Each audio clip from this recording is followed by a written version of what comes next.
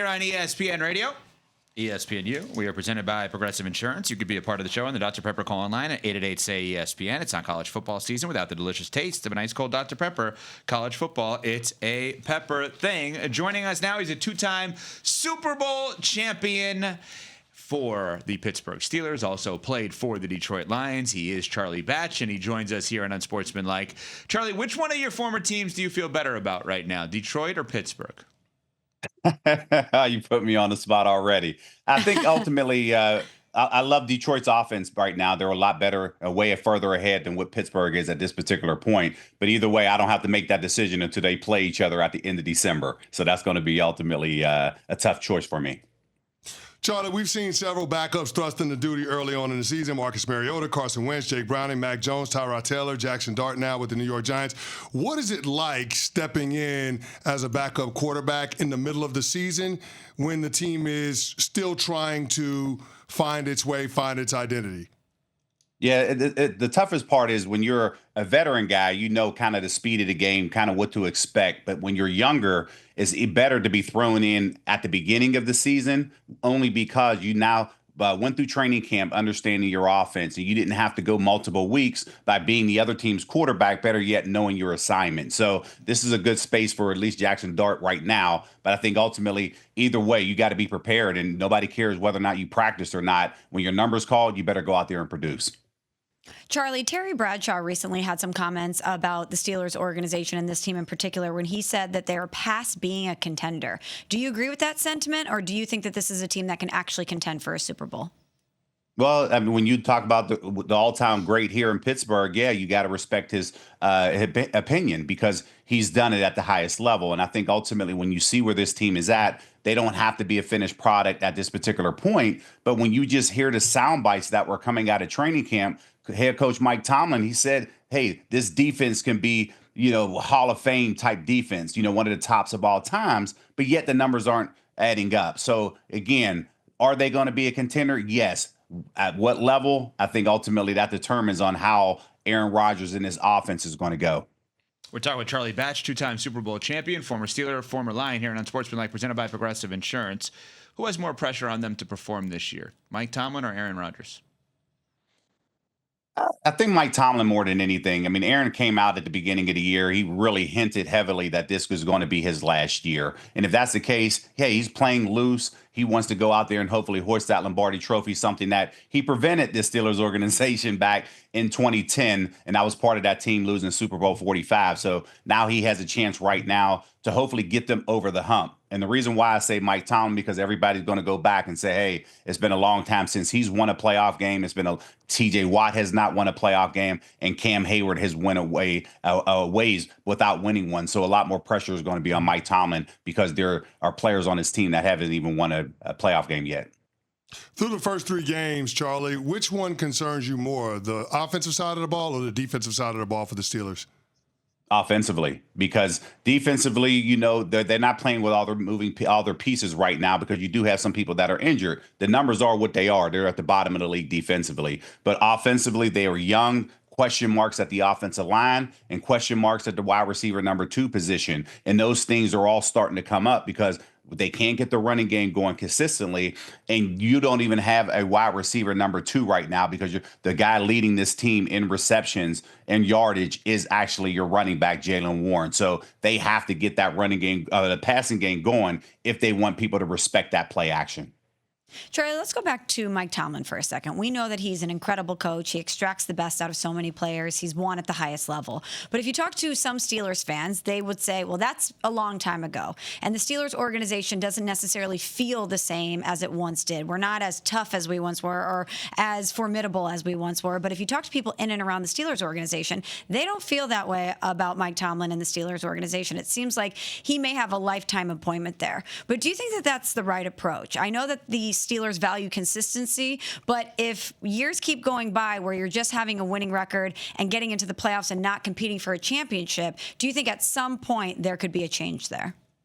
Yeah, I don't think Mike Tomlin's going to go anywhere only because he has years left on his deal. So he'll be here a couple more years. But I think I understand the frustrations that fans have because nationally they give a lot more respect, but locally and really Steelers Nation, they become fed up and tired of not the lack of success that they've had in the playoffs. Because yes, the motto around here, the standard is the standard, but the Rooney standard is winning Lombardi trophies. And if you don't do that, it is a failed season here in Pittsburgh, and they don't even acknowledge you. They don't even acknowledge the accomplishment of getting to the Super Bowl, knowing how tough it is to get there. So when you know that and you enter the Steelers organization, there's only one goal and one goal at hand. As you pass those 6 Lombardi trophies when you enter the building, that is the standard. Charlie, both Mike Tomlin and John Harbaugh have Hall of Fame resumes. Yet one, we talk about the present in John Harbaugh. The other, we ask about whether or not he has a future in Mike Tomlin. Why is the reaction in your mind different to those two? Well, I think the expectations are different. I mean, I know everybody wants to win a Super Bowl, but when you have a young organization like the Ravens versus a 90-plus organization like the Steelers, who is known of hoisting that Lombardi trophy, that's where people get frustrated at that particular point. So, based off where you're at, both of those head coaches, they're Hall of Famers, and it's just great to see both of them going against each other twice, in some cases 3 times a year. And I think ultimately, you just got to look at where everybody is at that particular point. And it's been a long time. It's been really, we're celebrating 20 years of Super Bowl 40, and in 2 more years, we'll be celebrating Super Bowl 43 with that team. So when you have that and really those type of things happening, it's just really a different fan base. But again, when you look at Baltimore, maybe this is the year right now. Charlie, all that being said, I guess my question to you would be this. What does success look like for the Pittsburgh Steelers this year? Because it feels like we've had a hard time being able to define that. You mentioned that it's a championship organization. Mike Tomlin always talks about the standard being the standard, yet this team has had 5 straight one-and-dones in the postseason. So what exactly should we define as success for the Pittsburgh Steelers this year? Yeah, I think, when the Steelers didn't come out and say this is a rebuilding year, I'm expecting them to win a Super Bowl because that's what they're selling us. And when you look at everything that they're doing, the trades that were made by General Manager Omar Khan and bringing Jalen Ramsey in here, you bring, Darius Slay, they wanted to bring those championship pedigree, even adding a Jack Sawyer to this defense. I know he won a championship in college, but now you're trying to get people to understand what that looks like by adding those pieces. Even Juan Thornhill won 2 Super Bowls down in Kansas City. So those type of conversations will continue to happen. So when you talk about what that looks like, when I mentioned Mike Tomlin, he used the words historic. That's what he used for this defense. So again, those type of things happen. Yes, they are 2-1, but they are no means a finished product at this particular point because they could easily be 1-2. We're speaking with Charlie Batch, 2-time Super Bowl champion here on Unsportsmanlike. And you mentioned the record, Charlie, 2-1 right now. They're looking to advance to 3-1 this weekend versus the Minnesota Vikings, who are also 2-1. Neutral game in Dublin. Obviously, a lot of travel, a disruption in routine. What are you looking for in this matchup? Yeah, it's going to be defensive ball game right now because when you look on that defensive side of the ball with the Minnesota Vikings, man, they are playing lights out. And when you know that that's happening and the struggles on the offensive side, it's going to be a battle at that particular point because the Carson Wentz is going to be dangerous. And I say that because typically in your second game that you're starting is a lot better than the first one because now you're up to speed, you get in a rhythm and understand what's happening with your receivers. So this is going to be something that I'm very interested in because both sides of the ball, offensively and defensively for the Steelers, they're both at the bottom of the league. And they can't do anything else about it. Yes, they added Derek Harmon on that defensive line. That's why you drafted him in the first round. But again, can they stop that running game of the Vikings? Because the Steelers defense has been leaking throughout the entire 2025 season at this particular point. But again, Ireland game, the fans are excited. The Rooney family understands how important it is. Mike Tomlin knows that. And they're going to try to go out there and do their best to get this victory this week. Talking to Super Bowl champ Charlie Batch on Unsportsmanlike. And Charlie, I want to pivot and ask you about one of your other teams, the Detroit Lions, who demolished my Baltimore Ravens on Monday Night Football. Should the Lions be viewed as the primary challenger to the Philadelphia Eagles in their quest to get back to the Super Bowl?